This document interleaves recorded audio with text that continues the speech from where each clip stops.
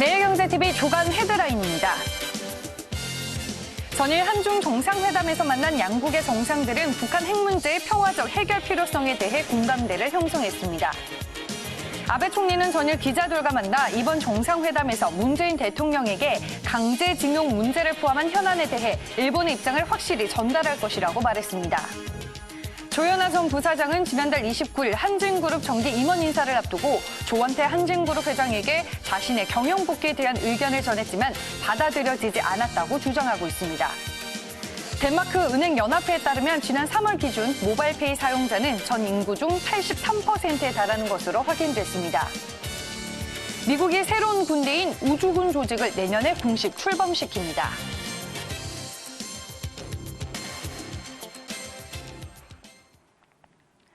네, 오늘도 다양한 경제 뉴스들을 만나보겠습니다. 매일경제 조간 브리핑, 오늘은 이종근 시사평론가와 함께하겠습니다. 안녕하세요. 안녕하십니까?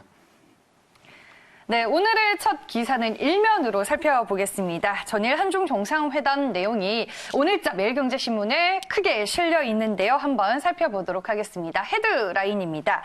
네, 시진핑, 한중은 친구, 2년 전과는 달랐다입니다. 기사 내용 함께 보시죠.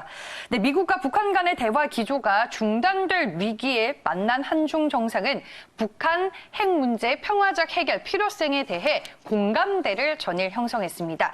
두 정상은 당초 이제 30분 정도로 예정이 되어 있었던 시간을 지나 55분 동안 정상회담을 했고요. 또 이어진 업무 오찬에서도 한반도 문제에 대해 허심탄회한 대화를 나눴다고 합니다.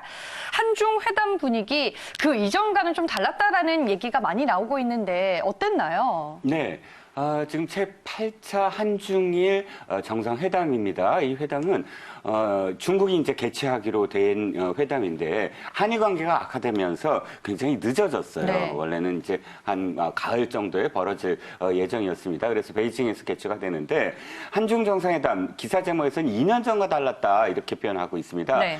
원래는 6개월 전에 이미 만났어요. 한중 시진핑과 만났는데 왜 2년 전과 다르냐면 2년 전에 문재인 대통령이 베이징에 갔을 때 사실 혼밥 논란도 좀 있지 않았습니까? 혼자 네. 밥을 먹었다든지 또 시진핑이 사드와 관련해서 좀 강경한 발언을 쏟아냈다든지 이런 그 논란이 좀 있었어요. 그런데 이번 회담에서는 어쨌든 서로 간에 직접적으로 아주 아픈 이야기나 혹은 뭐 섭섭한 이야기나 이것은 좀 뒤로 미뤘다라고 할 수가 있겠습니다. 사드 문제라든지 또 한한령이라든지 이런 문제는 원래 내년에 이제 답방을 하거든요. 시진핑이. 그래서 내년 답방을 할 때까지 어쨌든 양국 간에 가장 이 첨예한 문제는 약간 뒤로 미룬다. 뭐 이런 어떤 느낌이 좀 들었습니다.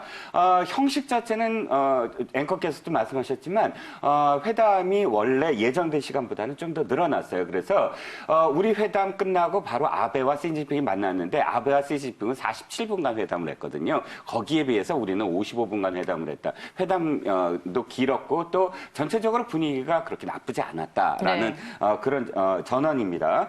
특히나 이제 그 시진핑의 발언 중에 이런 발언이 있어요. 지역 내 평화, 안정, 번영, 촉진과 관련해서 넓은 의미의 공감대를 형성했다. 이 이야기는 어쨌든 우리 입장으로 봤을 때는 문재인 대통령이 지금 급한 문제가 김정은 위원장의 연말 시한 내로 미국이 답을 내놓지 않으면 크리스마스 선물을 주겠다. 네. 바로 크리스마스 하루 전날이잖아요. 그렇기 때문에 이 한반도 관계 또 비핵화 문제를 해결하는 데 있어서 중국이 좀 나서달라라는 뉘앙스의 말을 했고 거기에 대해서 공감대를 형성한다라고 을 한 거나 마찬가지다. 그러니까 간접적으로 어쨌든 우리 측 입장을 지지한 게 아니냐라는 해석을 낳고 있어서 일단 2년 전과 분위기는 달랐다라고 지금 기사는 전하고 있습니다. 네, 알겠습니다. 일단은 뭐 한중 회담이 전에 또 상당히 부드러운 분위기로 이어진 것으로 보이고요. 이번 주 한중 정상회담을 앞두고 시장에서는 중국 소비주들에 대한 기대감이 형성이 됐었습니다. 전일 시장에서 중국 소비주들 분위기가 어땠는지 한번 확인을 해보겠습니다. 네, 전체적으로 종목들의 분위기를 보면요. 전일 지수가 하락했음에도 불구하고 종목들 전체적으로 강보합권을 유지했습니다. 호텔신라가 0.23% 올랐고요. 화장품 관련주인 코스맥스가 0.12% 올랐습니다. GKL도 0.26% 오르면서 강보합권을 전일장에서 보여줬습니다. 그리고 이제 시진핑 중국 국가주석과 문재인 대통령의 회담을 보면은 또 시 주석이 한중 관계에 있어서 동반자라는 단어를 사용하면서 상당히 강조한 부분이 눈에 띄는데 어떤 의미라고 볼 수 있을까요? 네, 우리 측 입장에서 가장 급한 문제는 한반도에 비약하겠지만 네.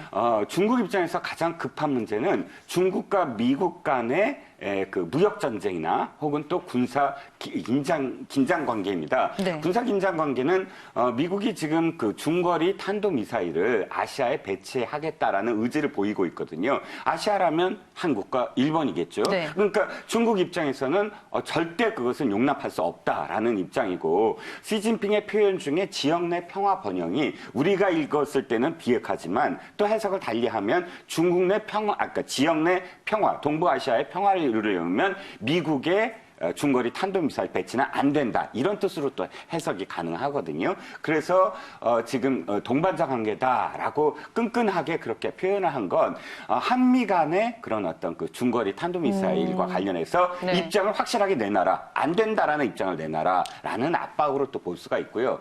또 한 가지 미중 무역 갈등에 있어서 시진핑은 어떻게 표현했냐면 다자간 무역 체제, 자유 무역 체제가 중요하다. 이렇게 강조를 했거든요. 그 뜻은 미국이 지금 보호무역 체제, 자국우선 주의 아닙니까? 그러니까 미국의 그 아까 미중 무역 갈등 속에서 중국 편을 들어라.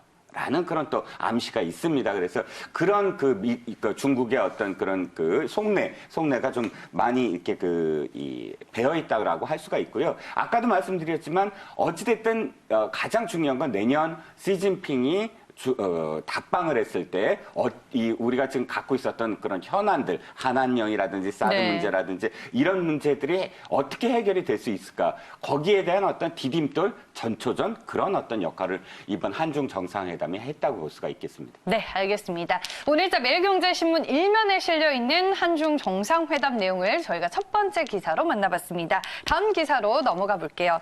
전일 이제 시진핑 중국 국가주석을 만난 문재인 대통령은 오늘 오후 아베 신조 일본 총리를 만날 예정입니다. 신문기사 4면의 내용 함께 보시죠. 제목은요. 아베 총리 문재인 대통령과 만남 앞두고 한국 약속 지켜라입니다. 기사 내용을 들여다보면요. 아베 총리는 전일 기자들과 만나서 이번 정상회담에서 문재인 대통령에게 강제징용 문제를 포함한 현안에 대해 일본의 입장을 확실히 전달할 것이라고 말했습니다. 이번 한일 정상회담은 지난해 10월 한국 대법원의 징용 배상 판결을 계기로 양국 관계가 급속도로 악화된 뒤 처음 열리는 정식 회담이라고 볼 수 있을 텐데요.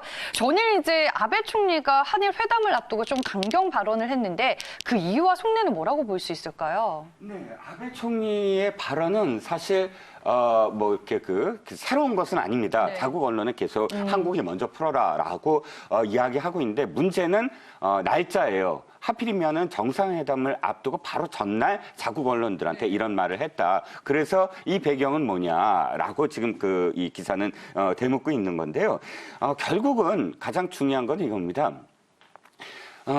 이 회담에 어떤 그런 그 내용이 있을 때, 이 바텀업이라고 해서 실무진들이 어쨌든 차곡차곡 쌓아 나가지 않겠습니까? 그러면 한일 간에 어느 정도는 지금 합의가 이루어졌다라고 좀 볼 수가 있다고 저는 생각을 하는데 그에 앞서서 자국의 어떤 여론, 강경 언론이라든지 혹은 또 구구파라든지 이런 언론들에게 나는 지금 최선을 다하고 있다. 그리고 가서도 강경할 것이다. 라고 비춤으로써 자국 내 여론을 어찌됐든 자신의 어떤 편으로 만들고 실질적으로 어떤 내용이 나오더라도 나는 최선을 다했다라는 것을 언론에 보여주는 그런 행위가 아니겠느냐라고 조심스럽게 분석을 할 수가 있겠고요. 물론 이제 스가 관방장관도 역시 똑같은 이야기를 했습니다. 근데 저는 제가 볼 때는 어쨌든 지금의 입장에서 한일 관계 역시 한반도의 지금 비핵화 문제와 얽혀 있거든요. 그러니까 북한이 지금 또다시 대륙간 탄도 미사일을 발사한다든지 핵실험을 꺼낸다든지 할지도 모르는 그런 상황 속에서 한일 관계가 더 이상 악화되는 것을 일본이 지켜볼까? 그러니까 조심스럽게 뭐 판단을 하지만 어찌됐든 이것은 자국 여론을 좀 의식한 그런 행위가 아니었겠느냐라고 지금 분석을 하고 있는 겁니다. 그러면 뭐 일본 정부 측에서는 지금 한일 관계를 어떤 관점으로 보고 있나요? 저희가 어떻게 전망해 볼 수 있을까요? 일단 네. 지금 분위기가 너무 나쁘지는 않다라고 저는 일단 판단하는 게 네. 일본 측과 이제 이 수출 문제와 관련해서 분쟁이 있지 않았습니까? 근데 관광재 수출 문제와 관련해서는 또 지난 20일에 굉장히 유화적인, 그러니까 절차 굉장히 간소화하는 네. 이 대책을 보였어요. 그런 걸 보면 악화되는 것을 원하지 않는다라는 메시지로 분명히 읽혀지는 것이고요. 일단 아베도 어저께 그 자국 언론에 대해서 강경한 발언만 쏟아내는 건 아니에요. 동아시아 관계가 악화되는 것은 안 된다라는 어떤 발언도 했거든요. 그래서 요미우리 신문을 비롯해서 일본의 언론들도 아마 이번 만남이 어찌됐든 이번 만남에서 모든 것을 다 해결할 수는 없을 것이다. 또 장소도 베이징 아닙니까? 네. 시간도 그렇게 많지는 않아요. 하지만 그럼에도 불구하고 한일 관계가 악화되는 것을 일단 멈추고 그 다음 차곡차곡 현안을 이렇게 풀어나가는 어떤 실마리 기회가 되지 않을까라고 조심스럽게 일본 언론도 지금 전망을 하고 있습니다. 네, 알겠습니다. 전일 문재인 대통령과 시진핑 중국 국가주석의 만남이 2년 전과는 분위기가 달랐다라는 기사를 저희가 첫 번째로 만나봤는데 과연 오늘 일본과 이 한국의 만남이 분위기가 달라질 수 있을지 저희가 정상회담을 통해 또 어떤 얘기들이 오고 가는지 확인을 해보겠습니다. 네, 두 번째 기사 만나봤고요. 다음은 세 번째 기사 체크를 해볼게요. 오늘자 매일경제신문 5면에 실려 있는 기사입니다. 한진그룹의 얘기인데요. 기사 내용을 보시면요. 이 제목을 보시면요. 조연아 경영복귀 무산, 임원 인사가 결정타. 터질 게 터졌다입니다. 기사 내용을 들여다보면 조연아 전 부사장은 지난달 29일 한진그룹 정기 임원 인사를 앞두고 이 조원태 한진그룹 회장에게 자신의 경영복귀에 대한 의견을 전했지만 받아들여지지 않은 것으로 전해지고 있습니다. 지금 조연아 전 부사장의 경영 복귀에 따른 남매 간의 견해차가 갈등으로 불거지는 모습이고요. 여기에서 더 나아가 향후 한진그룹 내 경영권 분쟁으로 확산될 가능성까지 제기가 되고 있습니다. 조연아 전 부사장이 이렇게 반기를 든 이유와 배경이 뭐라고 볼 수 있을까요? 네. 제가 이 코너에서 아마 이 기사를 말씀을 드렸을 겁니다. 조원태 회장이 미국에서 네. 워싱턴 특파원들과 왜 기자간담회를 하는 맞아요. 그런 기사 네. 말씀을 드렸잖아요. 그때 기자들에게 조 회장이 이렇게 얘기했거든요. 기자들이 질문을 했어요. 조현아 부사장 경영 복귀합니까? 이렇게 질문을 했는데 아마도 힘들지 않을까 생각을 한다. 그러니까 이 복귀가 안 될 네. 것이다. 이렇게 얘기를 했어요. 그러니까 지금 조현아 전 부사장이 법무법인 원을 통해서 이야기한 것 중에 그 부분이 가장 또 강조돼 있어요. 아니 자신과 합의하지 않았다. 경영 복귀와 관련해서 전혀 합의하지 않았는데도 불구하고 기자들 앞에서 자신의 경영 복귀가 안 된다라고 이야기한 것. 그것을 굉장히 크게 문제를 삼았거든요. 즉 다시 말씀을 드리지만 조현아 전 부사장은 이번에 경영 복귀에 대해서 굉장히 큰 의지를 보였던 것 같습니다. 사실상 이 조현아 부사장은 이전부터 사실은 3남매 중에 가장 경영 활동이 활발했던 사람이에요. 네. 대한항공 부사장이었고 물론 땅콩 회항 사건 이전 얘기입니다만 그래서 조은태 회장보다도 훨씬 더 경영 일선에서 경영을 했던 그런 사람으로서 이번에 사실 동생은 조현민 전무는 이미 14개월 만에 복귀를 했거든요. 또 어머니인 이명희 고문도 원래 이루재단 이사장이었다가 정석기업이라고 부동산 관련 그 계열사의 고문으로 다시 복귀를 했습니다. 그러니까 어머니와 동생은 복귀를 했는데 자신은 지금 이번 인사에서 제외됐다. 특히나 자신만 제외된 것이 아니라 자신의 측근이라고 불리는 사람들, 기내식 기반사업본부를 중심으로 한 그런 조연아 라인이라고 불리던 사람들마저도 이번 임원 인사에서 완전히 배제된 데 대해서 굉장히 큰 격노를 했다라고 기사는 전하고 있습니다. 이 모든 것들이 어쨌든 이 조현아 부사장으로 하여금 법무법인을 통해서 이렇게 이 자신의 입장을 발표하게 만든 게 아닌가라고 생각을 합니다. 네, 알겠습니다. 뭐 이와 같은 이슈로 인해서 전일 시장에서 한진 그룹주들이 움직이기도 했었습니다. 일제히 주가들이 동반 상승세를 기록했는데 한번 확인해 볼게요. 네, 전일 조현아 전 부사장은 조원태 회장이 이 선친의 유훈과 다르게 한진 그룹을 운영하고 있다는 내용과 함께 본인의 입장을 밝혔습니다. 남매 간의 경영권 분쟁 조짐을 보이자 시장에서는 한진 그룹주들이 또 일제히 반응을 했고요. 지주회사인 한진이 7.89% 올랐습니다. 한진칼은 무려 20% 넘게 급등하는 흐름이 나와줬고요. 한진칼 우선주도 가격 잠폭까지 올랐습니다. 대한항공이 4% 넘게 오르며 29,100원에 마감이 됐습니다. 뭐 오늘 기사 제목에도 확인이 되고 있다시피 터질 게 터졌다라는 얘기가 나오고 있는데 이 한진그룹의 경영권 갈등이 결국에는 남매난으로 비화가 될까요, 그러면?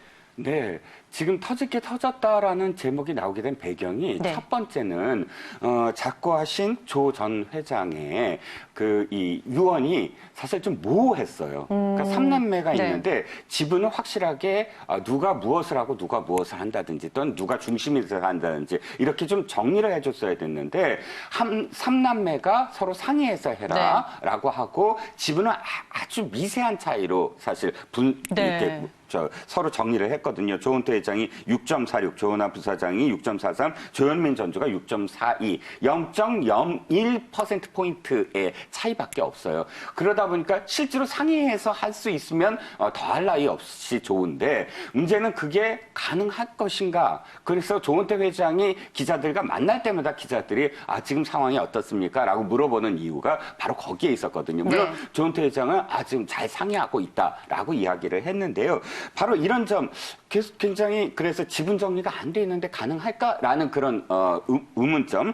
두 번째는 지난번에 왜 공정위원회에 그 총수 지정과 관련해서 동일인 지정 뭐 서류를 냈어야 돼요. 근데 서류가 굉장히 모호했어요. 계속 내지 않다가 갑작스럽게 스캔을 해갖고 스캔본으로 냈고 또 당시에 실제로 총수 지정과 관련된 서류는 또 누락이 됐어요. 이런 과정 속에서 언론들은 혹시 불화가 있는 게 아니냐라고 맞아요. 그때 추측을 네. 했었거든요. 그래 이 두 가지가 늘 잠재적으로 의문을 가졌었는데 그 의문이 드디어 이제 현실화됐다. 수면 위로 드러났다라고 할 수가 있겠고요.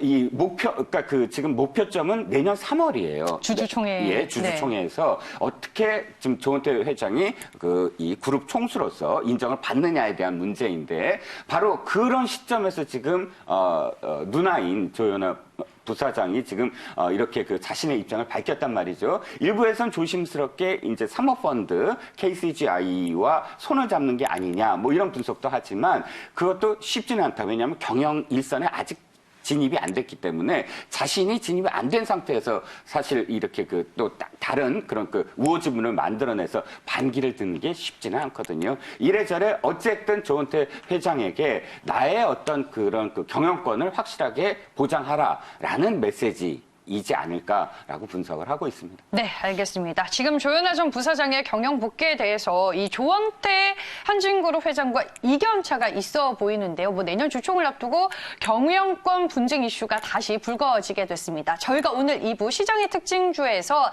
한진그룹의 주가 측면에서 좀 더 자세하게 분석을 해보겠습니다. 네, 신문 기사는 여기까지 보겠고요. 매일경제 조간 브리핑 네 번째 기사 체크해 보겠습니다.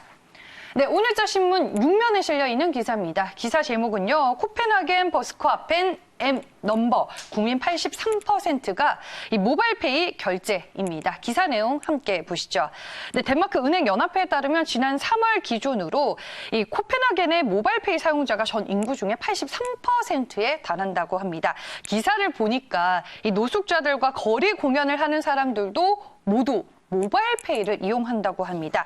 현금 거래가 없는 유럽의 흐름들이 나타나고 있는데 이게 구체적으로 무슨 얘기인가요? 네, 캐시리스 사회는 이제 곧 도래할 것이다라고 기획기사에서 많이 보셨을 겁니다. 그런데 네. 이번 매일경제신문이 코펜하겐에 직접 가서 어떤 상황들이었을까? 그러니까 북유럽이 지금 캐시리스 사회가 굉장히 많이 진전돼 있어요. 우리와 비교를 할 때 거의 뭐 10분의 1 정도로 현금이 지금 통용이 안 되거든요. 저는 몰랐어요. 중국만 그런 줄 알았거든요. 그렇죠. 네. 스웨덴이나 노르웨이 같은 경우와 비교를 했을 때 GDP 대비 현금 이 통화 그 흐름을 보면 1점 몇 대 1이에요. 그러니까 일본 지금 18대 1이거든요. 네. 거의 그런 정도의 차이인데 사진을 보시면은 되게 굉장히 재밌어요. 사진 한번 확대해 보시면 버스킹이라 그래서 거리 공연을 하는데 보면 보통 이 모자라든지 혹은 맞아요. 악기 케이스를 열어놓고 거기서 동전을 받잖아요. 근데 보시면 알겠지만 거기에